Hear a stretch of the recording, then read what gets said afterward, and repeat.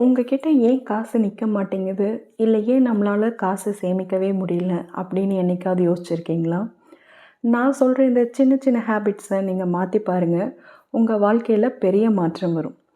இப்போ நீங்க ஒரு ரீசார்ஜ் பண்றீங்கன்னு வைங்களேன். இப்போ மாசத்துக்கு ஒரு ரூ. 300 ரீசார்ஜ் பண்றீங்கன்னா, அத நீங்க 1 வருஷத்துக்கு எடுத்து பாருங்க. ரூ. 3600 வரும். இப்போ ஆரம்பத்தில அது உங்களுக்கு சின்ன அமௌண்ட்டா தான் தெரியும். ஆனா அது 1 வருஷம்னு பார்க்கும்போது, அது பெரிய அமௌண்ட்டா இருக்கும்.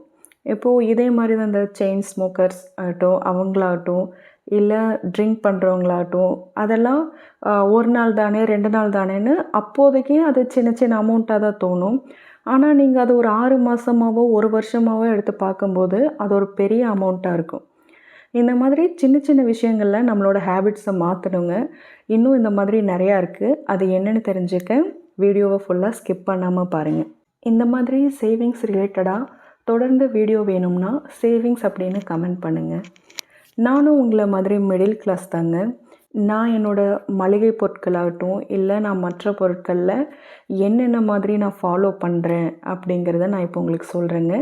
உங்களுக்கு அது யூஸ்ஃபுல்லாக இருந்துச்சுன்னா நீங்களும் ஃபாலோ பண்ணுங்கள்.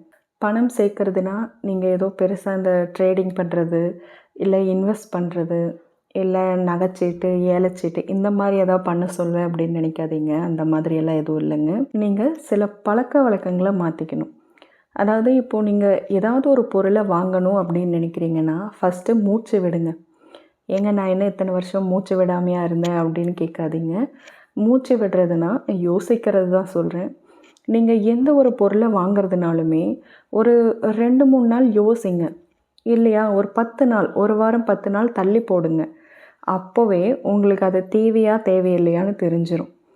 ஏன்னா உங்களுக்கு ரொம்ப தேவையாக இருந்தால் அந்த பொருள் வாங்கினா தான் எனக்கு இந்த வேலை நடக்கும்னா, அது கண்டிப்பாக உங்களை வாங்க சொல்லி தூண்டிகிட்டே இருக்கும். இல்லை ஒரு 10 நாள் தள்ளி போட்டாலும் அதோட ஞாபகம் குறைஞ்சிருச்சுனாலோ, இல்லை அது இல்லைனாலும் ஓகே நம்ம சமாளிச்சுக்கலாம் அப்படிங்கிற மாதிரி இருந்துச்சுன்னா, அதை அப்படியே அவாய்ட் பண்ணிடுங்க. ஃபஸ்ட்டு விஷயம், எந்த ஒரு பொருளை வாங்குறதுக்கு முன்னாடியும் தயவு செய்து யோசிங்க. 2வது என்னென்னாங்க, இம்பல்ஸ் பையிங். அதாவது நம்ம வாங்கியே ஆகணும், நம்மளுக்கு அதை வாங்கி தான் ஆகணும் அப்படிங்கிற மாதிரி ஒரு உந்துதல் இருக்கும் பாருங்கள். இப்போ வந்துட்டு ஐயோ இன்றைக்கி ஆஃபர் முடிய போகுது, அதனால் நான் அதை வாங்கியே ஆகணும். அது தேவையா தேவையில்லையா எல்லாம் முக்கியம் இல்லை. அது ஆஃபர் முடிய போது அதனால் நான் வாங்கணும். இப்போ ஒரு நகை கடைக்கே போகிறீங்க. அங்கே போயிட்டு நீங்கள் ஒரு டிசைன் நினச்சிட்டு போகிறீங்க. இல்லை ஏதோ ஃபோன்லேயோ எதுலேயோ ஒன்று பார்த்து இந்த டிசைன் தான் வேணுங்கிற மாதிரி போகிறீங்க. ஆனால் அங்கே போகும்போது அந்த டிசைன் இல்லை, வேறு டிசைன் தான் இருக்குது. இப்போது அதை வந்துட்டு நீங்கள் ஆர்டர் பண்ணி கூட ஒரு 10 நாள் கழித்து நீங்கள் அதை போய் வாங்கிக்கலாம். ஆனால் அதுக்கு கூட சில பேருக்கு மனசு ஒத்துக்காது. என்னென்னா ஐயோ இல்லை நான் வந்துட்டு நான் இதை வாங்கிட்டு தான் போவேன் அப்படின்னு நினச்ச டிசைன் கிடைக்கலனாலும், எனக்கு இருக்கிறது ஏதோ ஒன்று நான் வாங்கிட்டு போயாகணும் அப்படிங்கிற மாதிரி ஒரு சில பேருக்கு அப்படி ஒரு எண்ணம் இருக்கும். துணி கடையிலையுமே நம்ம நினச்ச மாடல் கிடைக்கலனாலும், ஏதோ ஒன்று வாங்கிட்டு போயிடணும். சைஸே நம்ம சைஸ்க்கு ஒரு எக்ஸ்எல் நினைக்கிறோமா, இல்லை டபுள் எக்ஸ்எல் நினைக்கிறோமா, அந்த சைஸ் இல்லை, ஒரு சைஸ் கம்மியாக இருக்குது, இல்லை ஒரு சைஸ் பெருசாக இருக்குனாலும், சரி பரவாயில்ல எனக்கு அது வேணும் அப்படின்ட்டு அந்த வாங்குகிற ஆர்வம் வந்து அவங்களுக்கு அதிகமாக இருக்கும். தேவையோ தேவையில்லையோ அந்த மாதிரி இருக்கிறத குறைச்சிக்கோங்க. அடுத்து, எந்த ஒரு பொருள் வாங்குறதுனாலுமே ஒரு 2, 3 கடை ஏறி இறங்கி பார்த்து வாங்குங்க. ஏன்னா ஒருத்தங்க இப்போ ஒரு கடைக்கு போனோமா, சரி அங்கேயே அந்த பொருள் பார்த்தோமா அப்படியே வாங்கிட்டு வந்துடலாம் அப்படின்னு வாங்குவாங்க. அப்படி வாங்காதீங்க. ஒரு 2, 3 கடை ஏறி இறங்குனா தான், இப்போது இங்கே ரூ. 1000 சொல்கிறாங்கன்னா, இன்னொரு பக்கம் ரூ. 900 சொன்னாலும் நம்மளுக்கு ரூ. 100 லாபம் தானே. அந்த மாதிரி ஒரு 2, 3 கடை ஏறி இறங்குங்க. சில பேர் வந்துட்டு பேரம் பேசுகிறதுல கில்லாடியாக இருப்பீங்க.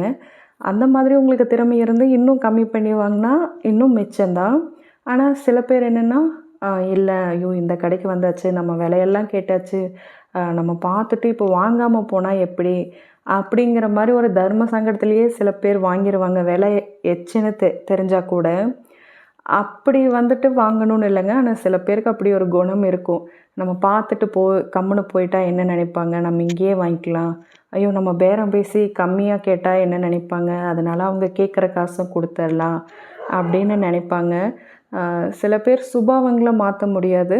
ஆனால் முடிஞ்ச வரைக்கும் ஒரு 2, 3 கடை ஏறி இறங்கி பார்த்து வாங்குங்க. ஏன்னா நம்ம தான் பணம் கொடுத்து வாங்க போகிறோம். அது நம்ம விருப்பம் தான் எந்த கடையில் வாங்குறதுன்னு. அதனால் நமக்கு தோதா எப்படி இருக்கோ அந்த மாதிரி போய் 2, 3 கடை ஏறி இறங்கி விசாரித்து பார்த்து வாங்குங்க. அதுக்கடுத்து ஸ்நாக்ஸ். இப்போது முதல்லலாம் நம்ம வீட்டில் வந்துட்டு ஏதாவது தீபாவளி, பொங்கல்னெல்லாம் வருதுன்னா வீட்லேயே எல்லாம் முறுக்கு, லட்டு, மிச்சரு அது இதுன்னு எல்லாமே செஞ்சுருவாங்க. அதை பார்த்துட்டா மாதக்கணக்கில் நம்ம வச்சு சாப்பிட்ற மாதிரி இருக்கும். ஆனால் இப்போல்லாம் யாருமே அந்த மாதிரி செய்யறதில்லைங்க. எனக்கு தெரிஞ்ச முக்கால்வாசி பேர் அப்படி பண்ணுறதில்ல. ஏதாவது ஒரு இந்த மாதிரி வருதா தீபாவளி, பொங்கலா நம்ம கடையில் போய் வாங்கிக்கலாம் அப்படிங்கிற மாதிரி தான் இருக்கும். அப்படி இல்லாமல் இல்லை ஃபங்க்ஷனுக்கு இன்னும் செய்கிறவங்களும் இருப்பீங்க. அந்த மாதிரி ஃபங்க்ஷனுக்கு மட்டும்னு செய்யாமல் நம்ம வீட்டில் ஸ்நாக்ஸ் வேணுங்கும்போது நம்ம வீட்லேயே அதை செஞ்சுக்கலாம். ஒரு முறுக்காகட்டும், இல்லை மிக்சரோ, இல்லை அதிரசம், லட்டு இந்த மாதிரி என்ன வேணுமோ அதை நம்ம வீட்லேயே செஞ்சு வச்சிட்டோம்னா குழந்தைங்களுக்கும் ஆரோக்கியமாக இருக்கும், நமக்கு பண செலவும் அதிகமாக இருக்காது. இப்போ நம்ம வெளியே போய் காசையும் அதிகமாக கொடுத்து வாங்கி அது ஆரோக்கியம் இல்லாததா என்ன மாதிரி எண்ணெயில் போடுறாங்க என்னன்னே நமக்கு தெரியாது, எப்படி ஹைஜீனிக்காக செய்கிறாங்கன்னு கூட தெரியாது. அதனால் இந்த மாதிரி வீட்லேயே செய்ய முயற்சி பண்ணுங்கள். அடுத்து இப்போ இந்த கூல்ட்ரிங்க்ஸ் எல்லாம் எல்லாருமே இப்போ அதிகமாக குடித்து பழகிட்டோம். அதாவது வெளியேன்னு போனாலே நம்ம வீட்டிலேருந்து தண்ணி பாட்டில் எடுத்துகிட்டு போகிறதே கிடையாதுங்க. என்னவோ அந்த தண்ணி பாட்டிலெல்லாம் தூக்கிட்டு யார் கையில் பிடிச்சிட்டு போகிறது, ஸ்டைலாக கையில் ஒரு ஃபோன் வச்சுருந்தோமா அப்படியே போயிட்டு வந்தோமா, ஏதாவது வேணும்னா நம்ம போகிற இடத்துலையே அப்படியே வாங்கிக்கலாம். வாட்டர் பாட்டில் ஆகட்டும், இல்லை கூல்ட்ரிங்க்ஸ் ஆகட்டும், அந்த மாதிரி வாங்கிக்கலாம் அப்படிங்கிற ஒரு எண்ணத்தில் இருப்போம். அந்த மாதிரி பண்ணாதீங்க. இப்போது வாட்டர் பாட்டில் நம்ம கையில் எடுத்துகிட்டு போகிறதுனால எந்த ஒரு கௌரவ குறைச்சலும் கிடையாது. அதுக்கு பதிலாக நம்ம அங்கே போய் வாட்டர் பாட்டிலுக்கு ரூ. 20 கொடுக்கறது, இல்லை கூல்ட்ரிங்க்ஸ் வாங்கி குடிக்கிறது, இந்த மாதிரியெல்லாம் பண்ணாதீங்க. அதுக்கடுத்து இப்போது நீங்கள் குழந்தைங்களுக்கெல்லாம் ட்ரெஸ் வாங்குறீங்கன்னா ஒரு சைஸ் அதிகமாகவே வாங்குங்க. இப்போ எல்லோரும் என்ன பண்ணுவோன்னா குழந்தைங்களுக்காக இருந்தால் கூட இப்போது ஃபிட்டிங்காக பார்த்து இப்போ போடுற மாதிரி வாங்கிட்டுருப்போம். ஆனால் குழந்தைங்க நம்ம நினைக்கிற மாதிரி இல்லைங்க. சீக்கிரமாக வளர்ந்துருவாங்க. இந்த மாதம் இந்த ஹைட்டில் இருக்காங்கன்னா அடுத்த மாதம் இன்னும் கொஞ்சம் வளர்ந்துருவாங்க. நீங்கள் போன மாதம் கரெக்டாக ஃபிட்டிங்காக எடுத்த ட்ரெஸ் இன்றைக்கி போட்டிங்கன்னா கொஞ்சம் வயிறு தெரிகிற மாதிரி இருக்கும். அதனால் குழந்தைங்களுக்கு எடுக்கும்போது கொஞ்சம் ஒரு சைஸ் பெருசாக எடுங்க. 2 சைஸ் கூட நீங்கள் பெருசாக எடுக்கலாம். ஏன்னா குழந்தைங்க சீக்கிரம் வளர்ந்துருவாங்க. அதை நீங்கள் ஒரு 6 மாதத்துக்காவது யூஸ் பண்ணுற மாதிரி இருக்கணும். இப்போ பெரியவங்களுமே அப்படி தான். ரொம்ப வந்துட்டு ஃபிட்டிங்காக போடணும், டைட்டாக போடணும், கரெக்டாக இருக்கணும் அப்படின்ட்டு இன்றைக்கி எப்படி இருக்கோமோ அதை பார்த்து ஃபிட்டிங்காக வாங்கிடுறாங்க. ஆனால் அது என்னென்னா இப்போ அடுத்த மாதமே கூட ஒரு 2 கிலோ வெயிட் போடலாம். அப்போ அந்த ட்ரெஸ் வீணாக தான் போகும். அந்த மாதிரி இல்லாமல் கொஞ்சம் பெரிய சைஸ் எடுங்க. நம்மெல்லாம் எப்படி ஸ்கூலுக்கு போகும்போது நம்மளுக்கு யூனிஃபார்மெல்லாம் எப்படி தைச்சி கொடுத்துருப்பாங்க, இன்னொரு ஆள் உள்ளே போகிற அளவுக்கு ஃப்ரீயாக தைச்சி கொடுத்துருப்பாங்க. எங்கள் வீட்டில் அப்படி தான் பண்ணுவாங்க. ஷர்ட்டெல்லாம் பார்த்துட்டா ரொம்ப லென்த்தாக இருக்கிற மாதிரி இருக்கும். ஸ்கர்ட்டும் அப்படி தான் இருக்கும். பாவாடையும் அவ்வளோ லென்த்தாக இருக்கும். அதை மடித்து அடிச்சிருப்பாங்க. அடுத்த வருஷத்துக்கு அதை பிரித்து விட்டு போடுற மாதிரி. ஏன்னா ஒரு வருஷத்துக்கும் நம்ம செலவு பண்ண வேண்டியதில்லை. ஒரு தடவை எடுக்கிற ட்ரெஸ்ஸே 2 வருஷத்துக்கு வருங்கிற மாதிரி தான் அப்போல்லாம் யோசித்தாங்க. இப்போ தான் நம்ம காசு செலவானாலும் பரவாயில்ல, இந்த மாதத்துக்கு இந்த ட்ரெஸ்ஸு, அடுத்த மாதத்துக்கு இன்னொரு ட்ரெஸ் வாங்கிக்கலாம் அப்படின்னு அதில் வெட்டி செலவு பண்ணிகிட்ருக்கோம். அந்த மாதிரி பண்ணாதீங்க. இதெல்லாம் மட்டும் இல்லைங்க, இன்னும் நிறையா டிப்ஸ் இருக்குது.